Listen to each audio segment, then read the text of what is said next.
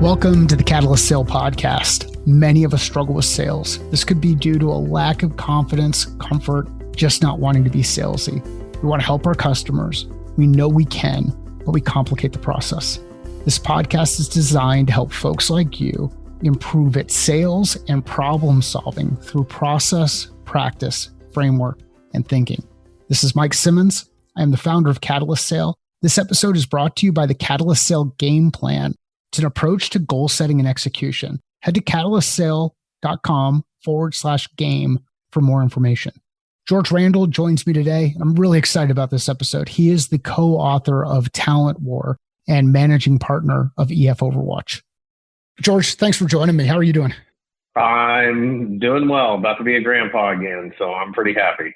Congratulations. So you're grandpa and launched a book. So the reason you're on today, you launched Talent War just a couple of weeks ago. And by the time this goes live, it'll probably be about a month ago that you launched Talent War. How's the launch been so far? You know, I guess I'd sum it up like this: is the easy part was actually writing the book. The PR, the launch, trying to drive awareness and attention to the book. That's been about 10 times harder, but you know what? It's a good problem to have. Good problem to have. Awesome. So what inspired writing the book? Like, why now? Why is now the right time for a book like this? Well, so I kind of wish it came out right before COVID, but COVID is just like the perfect time for the book because it really drives home the point about the criticality of having people with the 9 character attributes that we talk about in the book. But the inspiration for the book is I always wanted to write a book on talent acquisition because I've been in the game for 20 years after I left the military. And what was interesting is, I just had seen it done so wrong, and the military builds teams great. But I was like, I'm not going to add another book on HR to this piles and piles of books. Nobody's going to listen to George Randle. And then Mike got in the talent game and we met. He's like, hey, we need to write a book. And I'm like, well, if we combine special operations and selection with my 20 years of what we've been doing, I said, I think we're going to carve new ground. And so that's what we've been trying to do. So let's talk about some common mistakes that folks make. And one of the ones that jumps out at me is this whole idea of I can start hiring in crisis. And I think the story you shared is this idea of, hey, I've got to spin up a group of 700 revenue producing sales reps inside an organization. And, oh, by the way, we got to deliver the number inside X number of months. Why do we make that mistake? How do we avoid that mistake? Why does it continue to happen?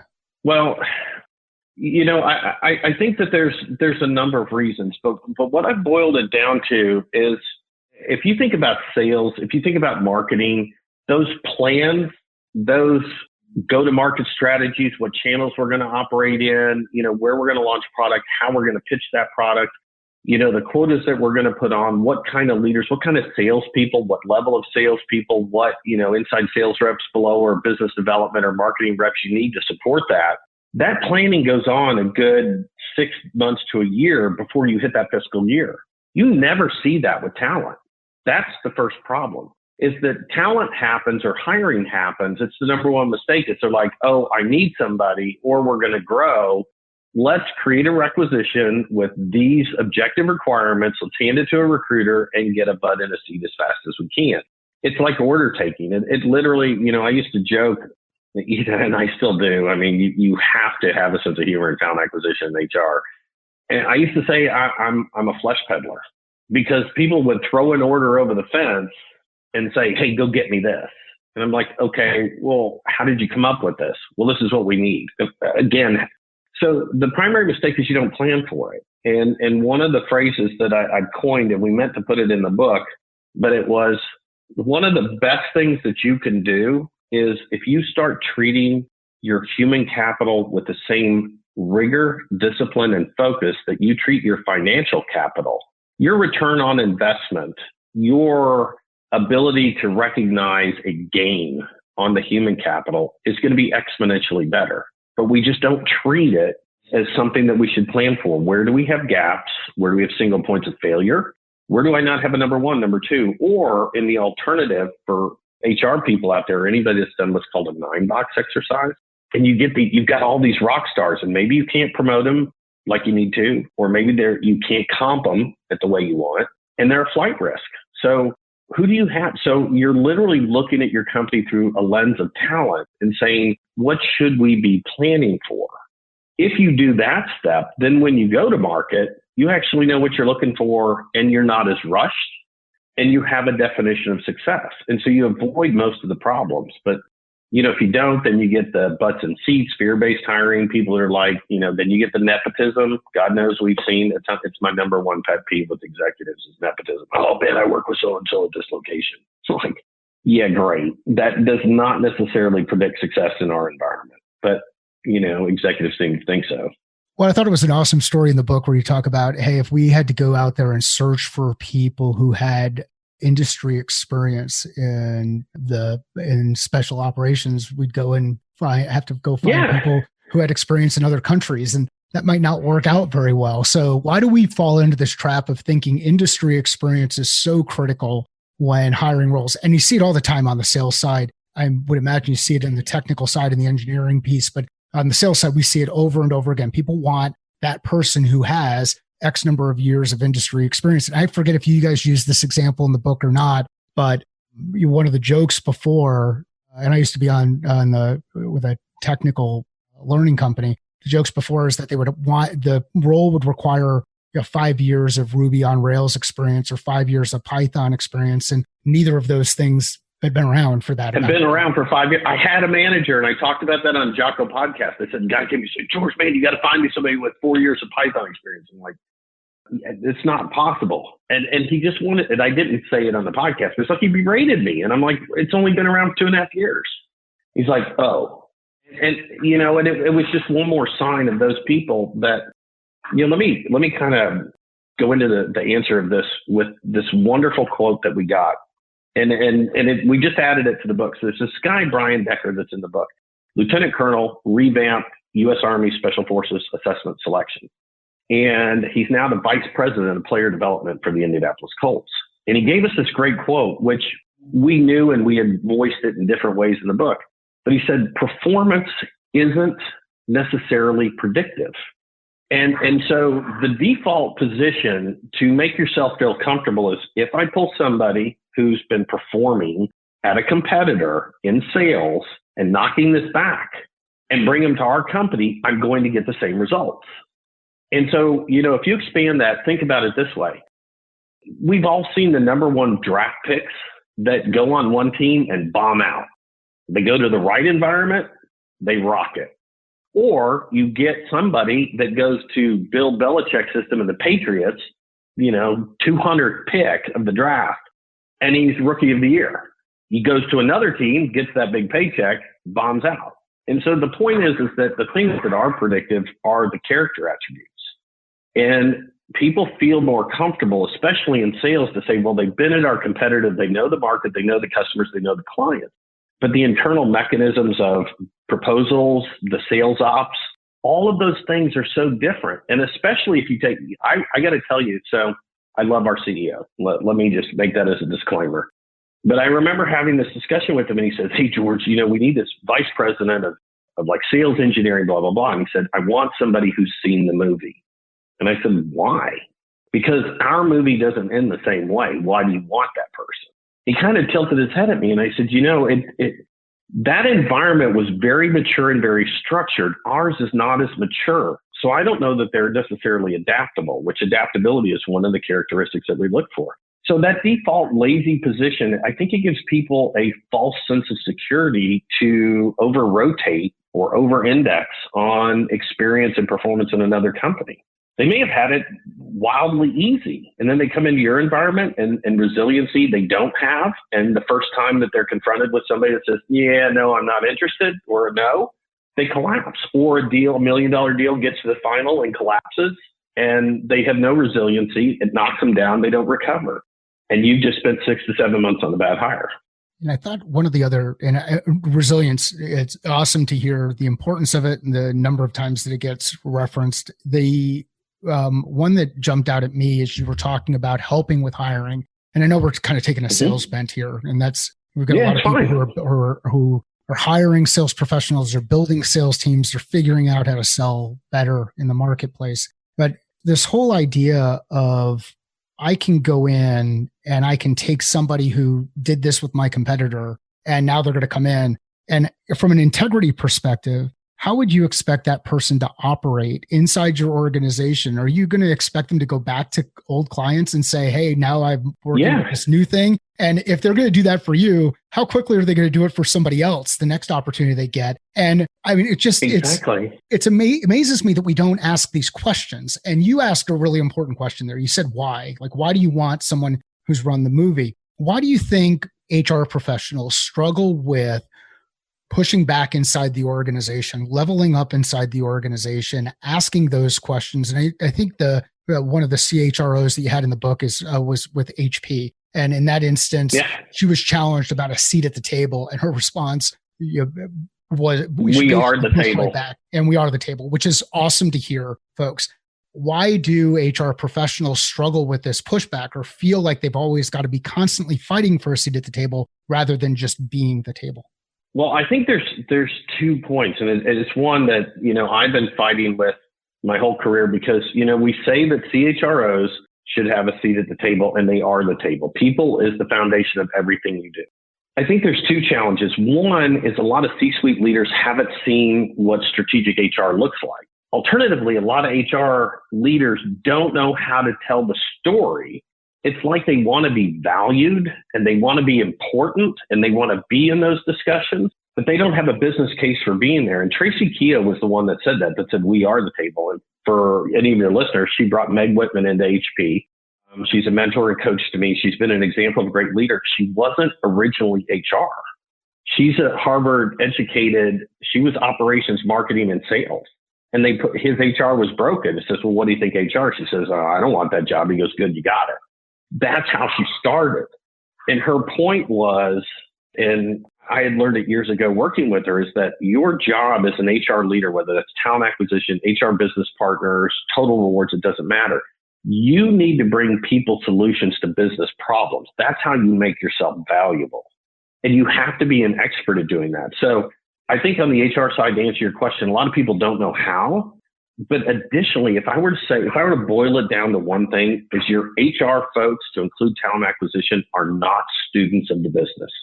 God forbid you work for me and you don't know the financial objectives, the P&L, the strategic objectives of the leaders that you support. You can't work for me because I'm not asking you about the talent. I'm asking you about the business problem we're trying to solve. And HR just doesn't know how to be students of the business and has never made themselves a student of business. If they could do that, then they're part of that greater ecosystem and they become strategic. It's amazing what happens if you start asking those questions inside the business. So if you're a publicly held company, you can ask the questions of publicly held documents. You can look at investor reports and you can see information, proxy statements that will state core components of how the business operates. If you're not publicly held, and that kind of information is not publicly sourced, you can go to the leaders of those areas of the business and ask questions, simple questions like, what's important to you? Why do you do the work that you do? Where does the team struggle? Like just simple questions.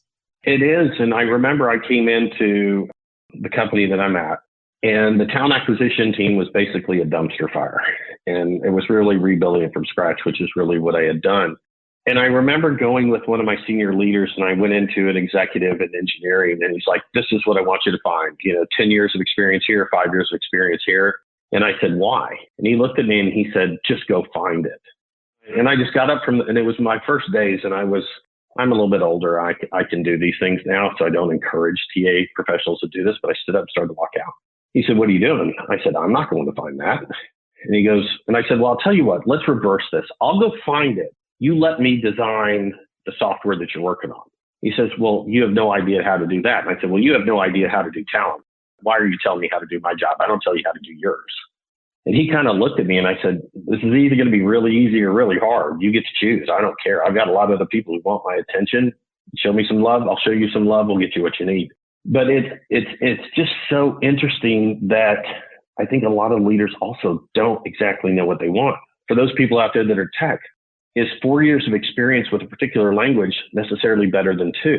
The person with 2 may be a genius. 4 isn't twice as good, nor is it more predictive. But you watch resumes get thrown in the trash because they didn't meet that minimum requirement. It drives me bananas. Yeah, I think this is a good transition into one of the other attributes around like effective intelligence. One more question though about this one, because I think and more a comment about it. I know it sounds tough when we start talking about these questions, but we're talking about simple questions like why or who or what.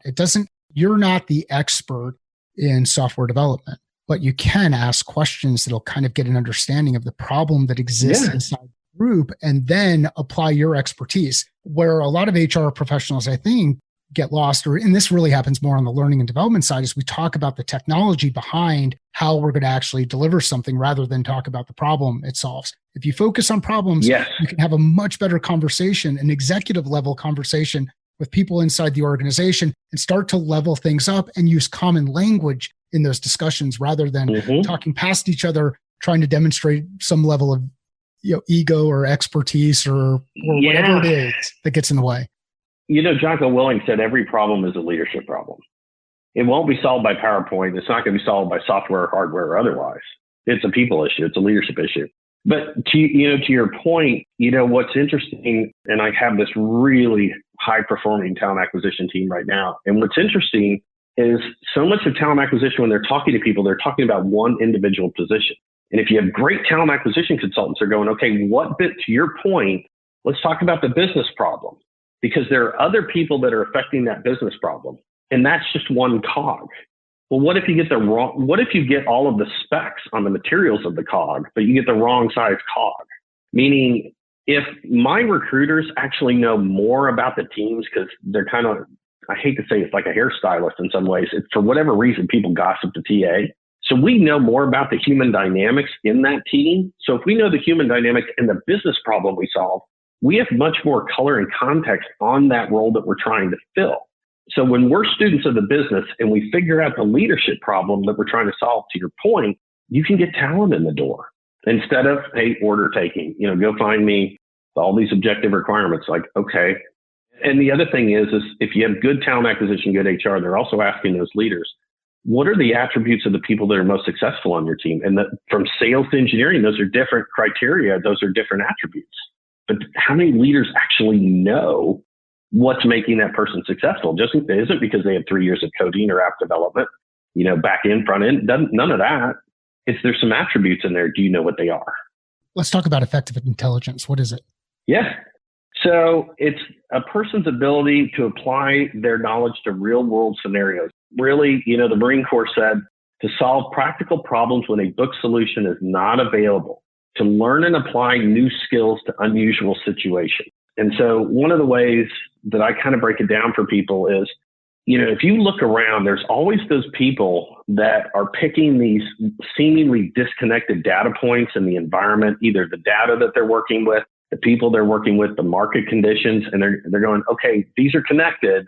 Let me figure out how, and then build a vision forward. They're pulling in all of the different forms of intelligence and all of the data points that seem disconnected. Those are the people that kind of seem like visionary leaders, whether it's a manager or a vice president. But you're like, how the hell did they know that? It's because they have the effective intelligence to be scanning the entirety of the environment, asking questions, looking at all different possible things that may influence the problem they're trying to solve, and they find a way to go do it. Awesome. How about, you mentioned resilience. Yeah. What's resilience? Simply the ability to get back up and keep going after a failure or a setback. It's just somebody who is not going to quit. Someone who, no matter what's in front of them, they're going to accomplish the mission.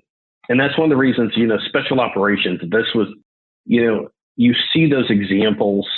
Matter of fact, let's just go to BUDS, which is Basic Underwater Demolition SEAL Training.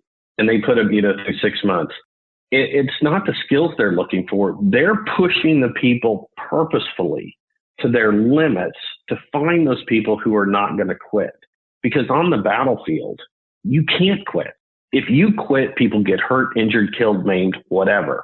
You have to have people in special operations that have absolutely no quit in them. And so certainly the people that possess that resiliency, that won't give up, they recognize that every setback is a learning opportunity. They said, I lost, but I learned, and they're right back at it. And in sales, you have to be screening for resiliency, because we all know Murphy's Law applies to sales. I mean, how many people had these multi-million dollar deals or six-figure deals and COVID hits? And the people that aren't resilient lost their minds. And now, but other people are like, with resiliency, they're like, okay, COVID, no factor. I got to figure this out. And they dive back in and they find a way to get it done. Is that something that can be taught, can be built on over time? What if you've got someone who's not very resilient, but they're hitting on all the other marks? Is it something that can be developed? You know, our belief, and we didn't go into the neuropsychology of things, but we are strong believers that these traits either exist or they don't, that you're not going to be able to train them or embed them in a human being. It's like having an apple pie in the oven, taking it out halfway through and adding ingredients. It's not going to be the same. But you can develop attributes that may be weaker through good mentoring, coaching, having a good leadership culture, having examples. You know, somebody who's not resilient, that's an individual contributor, and they see somebody, let's take, that fails or doesn't close a sales deal at quarter end, and everybody knows about it. They didn't hit their number. They rolled a donut, whatever. And the individual contributors are watching what happens to that person. They get back up at it, and the support system around them sees it and recognizes it and rewards it and lets them get back at it.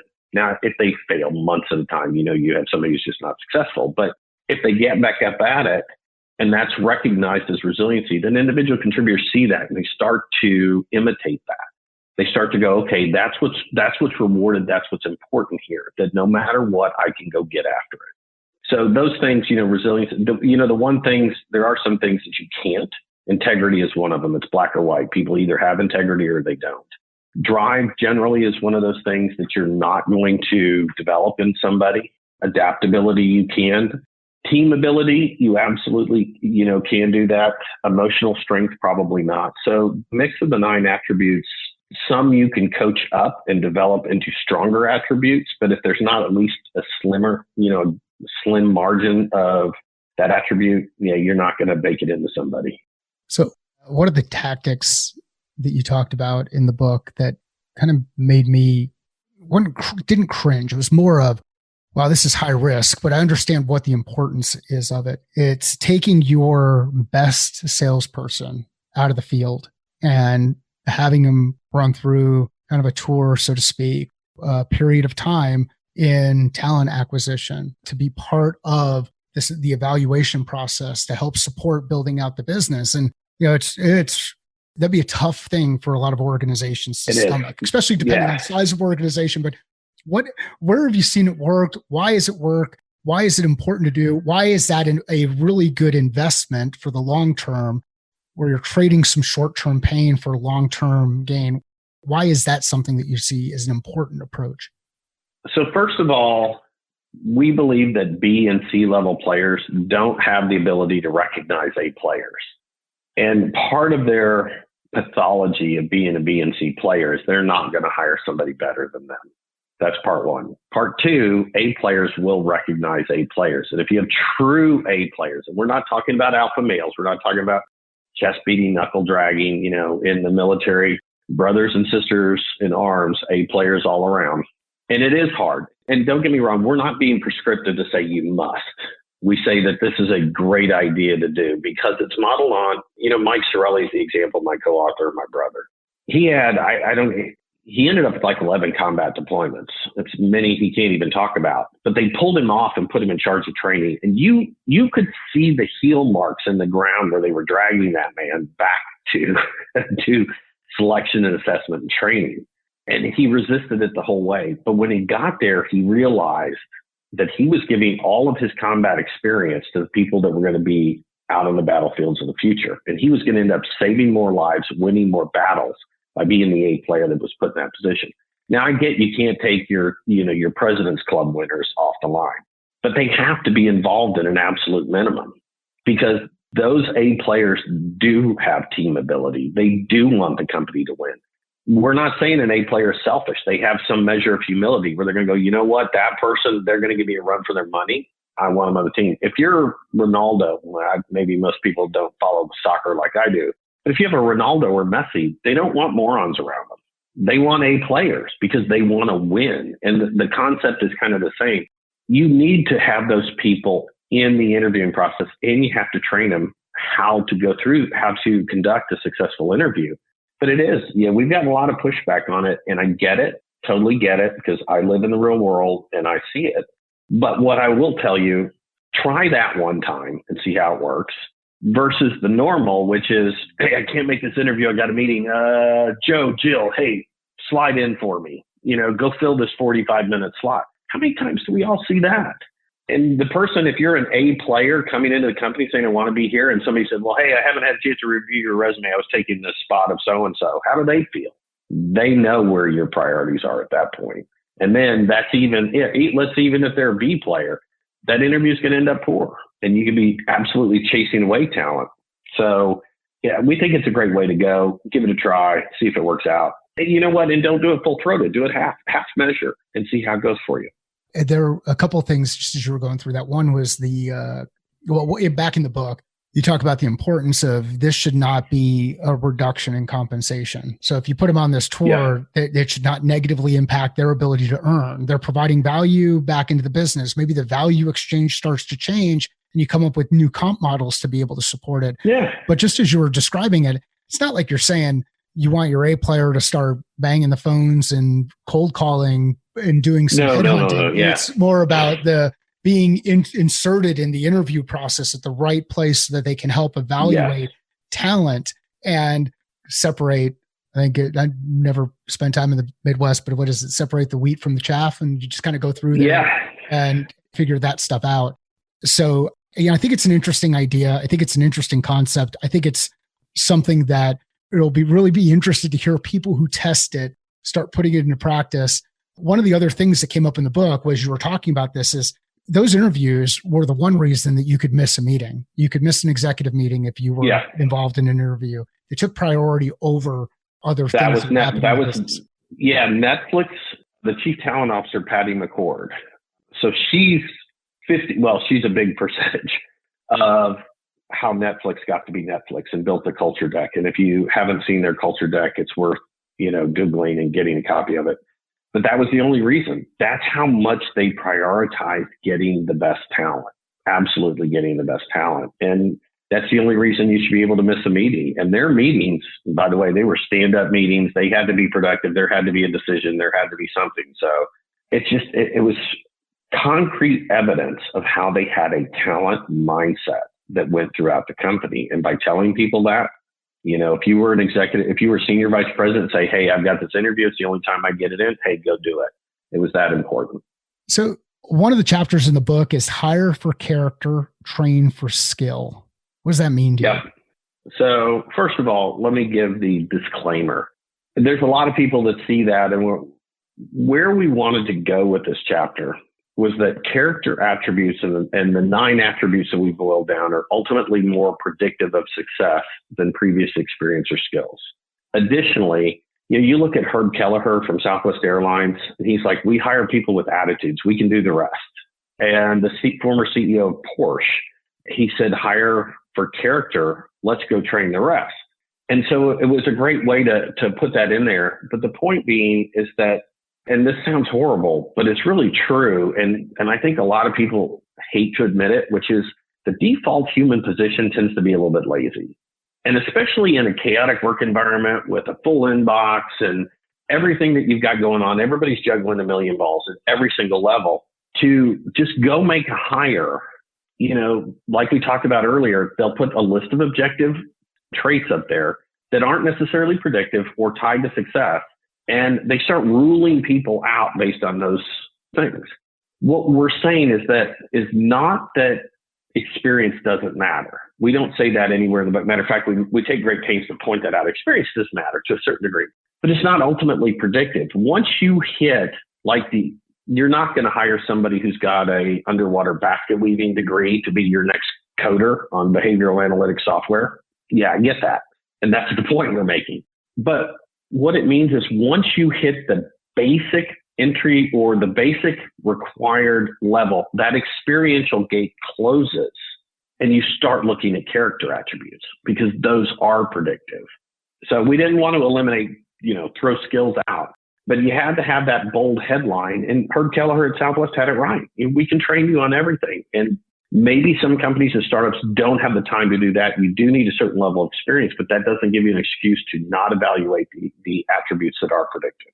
Yeah, I've always been a fan of hiring for attitude and initiative. Yeah. And had somebody else had shared with me, they said, if you can identify passion, look for that too. So you find someone who's just passionate about, maybe it's helicopters. They'd be great over a Bell or Sikorsky. They probably aren't going to be the best at Peterbilt or something like that. But the attitude, initiative, passion, character component in the book, you share a story there about hiring a sales director.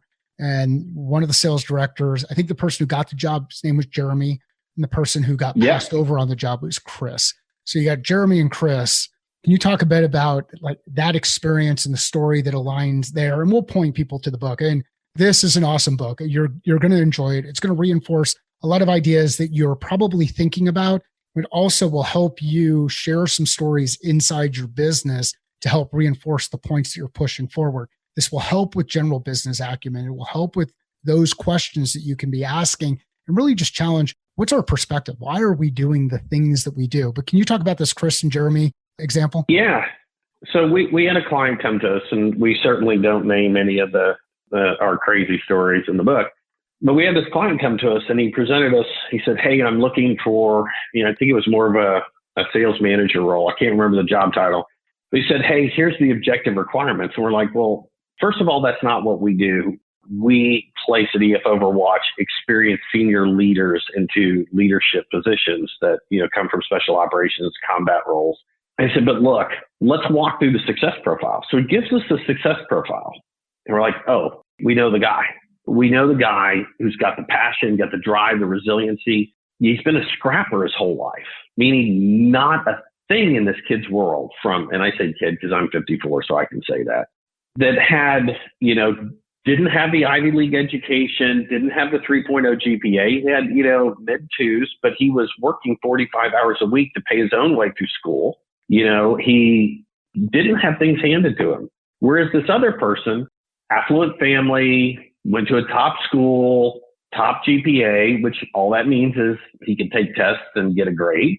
And so the guy looks down and compares him, and we're telling him, like, look, you need somebody that's willing to do the grind. That's just the nature of this person's business required resiliency and drive and no quit attitude. And we told him that. We could hear it. And we said, we got the guy. You can lead a horse to water. You can stick his nose in the pond, but you can't pump the tail and make him drink, is how I say it. He hires that person. He wasn't, I think, 3-4 weeks into it. He called us up. He said, "Hey, made a mistake." I said, "Well, you know what? This guy's already gone off but we may be able to find you another one." He goes, "Well, I can't fire the guy." And I'm like, and I'm talking to him as an HR professional. And I said, that's the first thing you need to do as a leader is own up to your mistake and get rid of him. You're only going to make it worse. So he went on and on and on. And he just really he was arrogant, didn't have resiliency, didn't have the drive, thought things should come a whole lot easier than they did. And it just, not only did this leader miss his sales targets and things, but that influenced down the chain and to the group's goal of sales numbers. It just, it was, I hate to say it's a cancer, because I don't want to make light of people with a serious disease, but that's what it was. It got in there and it just started to spread. And once it started to spread, we told him, you've got to kill that. And he wouldn't. And, there were a bunch of lessons. Number one, he should have listened to us. We liked being right, but we understood why he did what he did because we've seen it so much. What was disappointing, what we tried to coach him through was, okay, look, fail fast, fire quick. If you find somebody that's not working, you owe it to that person to put him in some place they would be successful. He's not going to be successful here. You can't afford the collateral damage of a bad hire, especially in sales. You just can't do it. And we've all seen it. Yeah. Well, and like you just described, own up to your mistake. I mean, think about it. You keep that person on payroll for a period of time, have them in that same kind of leadership role, and then think of the damage that's going to happen inside the organization. And let's say you do that for a 12-month period and inevitably that person's gone. They will either find another job because they're frustrated, or they'll work their way out, or you'll get to the time where there was enough big gap between when the original decision was made and now the new decision can be made. And you feel like everybody saves face. You're probably better off putting that person on the bench, putting them into another role, comping them the same way that you committed to. You're the one who made the mistake. You made a hiring mistake. Own up to the mistake and then help them transition into to another role. I've been a VP of sales. I've been an individual contributor. I have multiple roles across the whole sales continuum. I can do a pretty good job selling myself and getting people excited about why they might want to hire me. That's a lot of your sales directors are going to do that, and people are going to buy into it. They'll buy in hook, line, and sinker. And this is where having your A players get involved and just ask some basic questions. Those basic questions can help see through the BS really quick. What'll end up happening is that person will start telling stories about this or this or this, and they won't really be able to show you that they'd be able to demonstrate how they actually put the engine together, if that's the role that you need. Exactly. Or how they decided which engine to build, if that's the role you need. Just ask better questions. And this is where that whole A player piece, I think, can make a significant impact. And that's where it's worth the trade on my end. It's how could I can take them out of the operation for a couple of hours to do some interviews and get some really cool information rather than keep them isolated and make a mistake that ultimately makes them go out of the business because they just don't want to deal with the new leader that's in the role. Yeah, and we didn't talk about this in the book, but let me just share this interesting experience. So I came up when I was enlisted, then I became a non-commissioned officer. Then I was commissioned. So, you kind of had this image of officers, and this was just a very painful, embarrassing lesson that I've learned that goes to firing. So I happened to be walking down the street. I'm an officer. You're supposed to salute officers. Well, these soldiers were a little bit further away. I was like, look, I'm not going to be that jackass officer that requires everybody to salute, And they walked by me. They didn't salute. I walked up. Well, I was a brand new lieutenant. My company commander was 20 yards away from me. He was prior enlisted for more years than I was. He pulled me over and he says, what the F was that? And he says, they didn't salute you and you didn't stop them and correct them. And I said, no, sir, it wasn't that big of a deal to me. He said, well, guess what, Lieutenant? You just told the world about your standards. And it was a very pointed, embarrassing lesson. And so when we talked to that guy that left that bad hire in the position, you talked about waiting till a while to let him go. Well, guess what? Everybody that sees that that's your standard, your credibility is now weakened. And all these people, unbeknownst to you, are now out on Indeed, out posting their resume on LinkedIn, and they may go when you least expect them because you're holding tight to a bad decision. You set the standard as a leader as to what you will accept. It's not what you preach. It's what you tolerate. And I tolerated that. And he could have ripped me a new one, but it landed really, really hard. So I tell people, if you made a bad hire, you need to just own up to it and say, hey, you know what, folks, I made a bad decision here. I'm fixing that and get on with it. I think that's the cool piece, right? I'm going to kind of conflate this with effective intelligence, but the ability to learn, like just having a culture of learning or a mindset of learning as an individual, how much further that can get you. Like we're all going to screw things up. Like we're going to make mistakes. And I have a great example of that. Example. So first of all, could you imagine you could see me. I don't know if it'd be a podcast and it's video, but I got a lot of gray. I got a lot of gray in my beard. And I'm an Army guy. And I had to write a book with a Navy SEAL. Seriously, that's just oil and water to begin with. And the two of us wrote a book, and we're two A players, and we are two alpha males, and we have egos. To write the book, we had to put egos aside to do it. And the way that you do that is this great idea. To your point about learning, the best way to learn is if you're a leader or an individual contributor, you operate like Mike and I did writing this book, which is the best idea wins. We don't care which idea it is. We just care about winning. And so Mike would write something, and about special operations. I've not been I've worked with them, and I go, Mike, that's not going to resonate. Hey, here's what I think might sound better. Mike goes, hey, you know what, George, like that, go with it. I'm writing something about talent acquisition. He goes, that makes no sense to me. I go, well, what do you think it should be? And he writes it, and I'm like, oh, that's good. Let's go.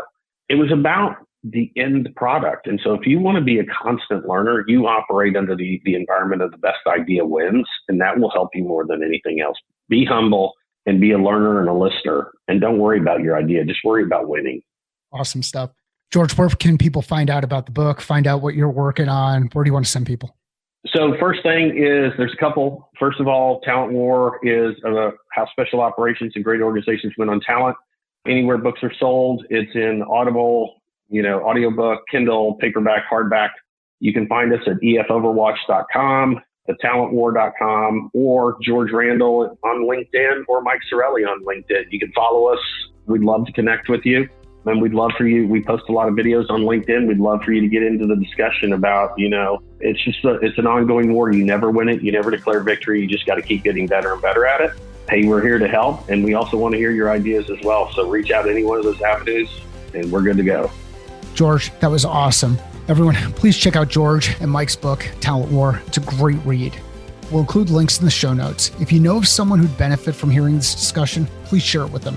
And let us know via Twitter or LinkedIn. It's great to see the shares happen both on Twitter and LinkedIn. I'd also love to hear how you apply the lessons learned and concepts discussed in your role today. Sales is a thinking process. How are you thinking differently about yours?